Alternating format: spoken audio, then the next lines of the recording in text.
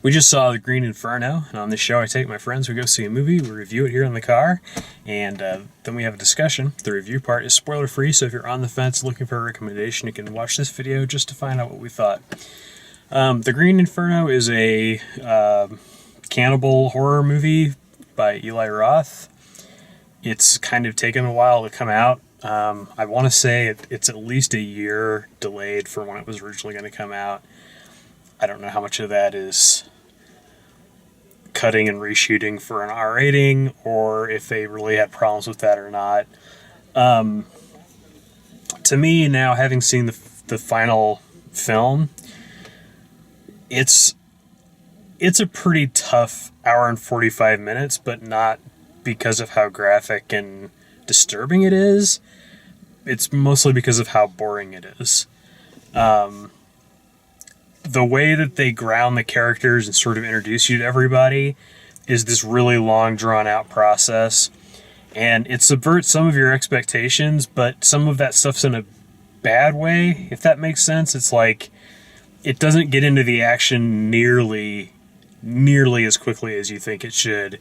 And even when you're like, oh, okay, I can see what they're doing, I give them the benefit of the doubt, it still seems like it's another half hour, 40 minutes before anything really starts happening. And then once it does, it's just like, it's what you expect, man. I mean, it's there's a bit of gore, there's a bit of sort of shocking people eating human flesh, like cooking human flesh and eating it kind of thing. It didn't disturb me. It didn't bother me. It just, the whole thing just really kind of felt boring. There wasn't anything that I felt was really particularly clever or interesting about it. Despite it trying towards the end. Yeah, but it's just... It wasn't, yeah, it was a bit forced and gimmicky. It just felt like a slog. It felt like a really long thing to sit through. It's a movie that if I watched it at home, I would honestly fast forward to like get to the good parts. The 20 minutes that are like somewhat interesting, or the thing that it's controversial for, and watch that. Yeah. And then sort of be kind of let down. It wouldn't be so bad if there was more on screen to make it worthwhile, but oh my God, for me, the acting was terrible. Oh, yeah. Well, I'm talking like weird saying our line, now we'll look this way, and then we'll turn back and say our next line. Like, it was just bad.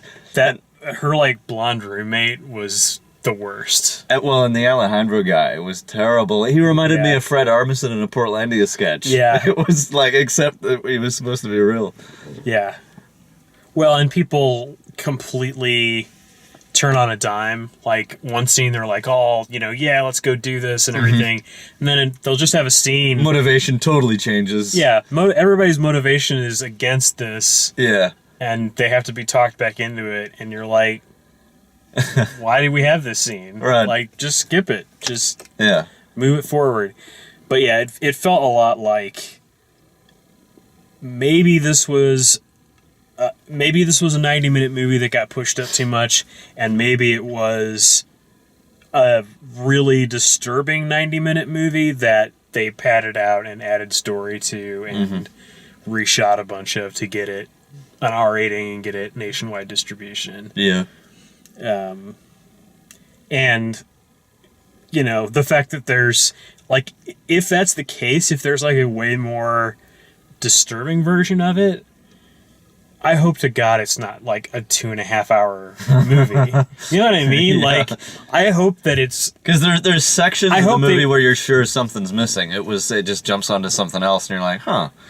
Yeah. So there was more they intended, but it who knows if it actually makes it better or just... There's people are killed more mercifully than it seems like they would be in a movie like this. Except for a couple. Yeah. But, yeah.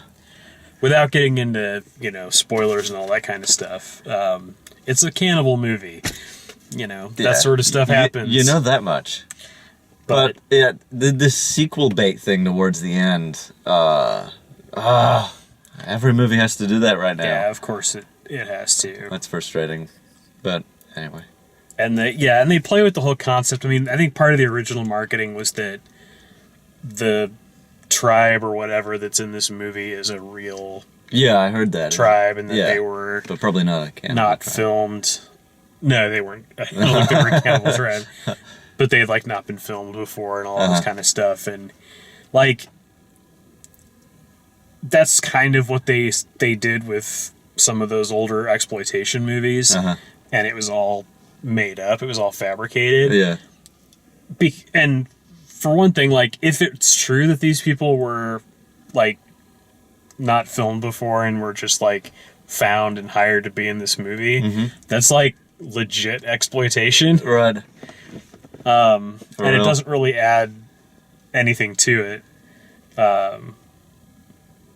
I don't know. The other thing I was really dissatisfied with, and I get the intention, I get what they were going for with it, where they just didn't want to put any extra, effort or understanding into it, but you never know what the tribe is up to. Like, they're not subtitled. That's right, yeah. They don't really try to communicate with any of the characters that we In that see. sense, it's almost like that, what was that Mel Gibson one, Apocalypto? Yeah. In the sense that without knowing, Did they subtitle it? Maybe they did. I thought that was subtitled. Oh, okay, yeah. It's basically like you're just not supposed to know what what they're doing. From the point of view of the people who are kidnapped, it's like it's a mystery, and it's supposed to lend to the horror of the situation. But I mean, and this I guess is a mild spoiler, but you never do learn No. what they're up to or what they think's happening, or It seems like they know that there's these bulldozers coming in and destroying villages and stuff. It seems like they know that much. they're somewhat aware Because they that treat there's them like remember they said we're the enemy to them. Yeah, they're somewhat aware They've had of some like interaction. outsiders, and I mean they're obviously they obviously have like one agenda when it comes to outsiders, which Eat is like Take their capture them strength. and Take their strength eat by them. consuming them. It's their Yeah. belief is they're probably they're anima or whatever. which they also have like herds of cattle and goats and Yeah, pigs. yeah. They have far better things to eat. Yeah, well, they have all that stuff, and then I never could really figure out what they were trying to do with the main girl. Like, we'll get into that in the spoiler version. Anyway, don't bother. It's not worth like if you have the curiosity to see it, wait for it to come out on video where you've got a fast forward button and you can skip through the actual setup of the movie. The first act or so, just it doesn't go anywhere. It's really boring, and I wish I hadn't seen it. I'd be happier for not having seen it. As far as the stuff that's like supposedly scary and gross, and The initial kind of setup where they get into the situation, not the big long drag before then, but the immediate situation where they realize the situation, that was kind of scary, but it doesn't hold that suspense. It just kind of goes blah. and it doesn't justify all of what came before it. No. All of that No, exposition. it was a long wait for just, yeah. All of that exposition for what basically exactly what you expect to happen happens. Yeah. Like they show the plane going down in the trailer. Yeah. I didn't even want to say that, but that is in the trailer. It's not a surprise yeah. that that's going to happen. So, yeah. That to me was the scariest part. Yeah. Had a lot in common with Jurassic Park 3, which I've been watching too often. So, anyway, that's our review. If you like the way we do these, please like the video, subscribe, check out all the written video reviews at dalemaxfield.com. Watch the spoiler video if you'd like, and we'll see you next time. Thanks for watching.